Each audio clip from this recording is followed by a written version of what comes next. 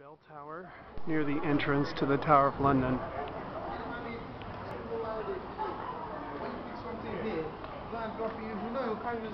Built in 1190, this is the bell tower.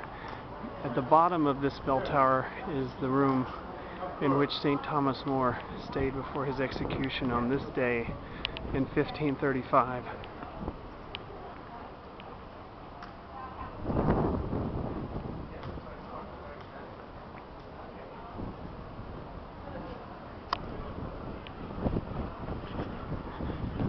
There doesn't seem to be any public access to this tower.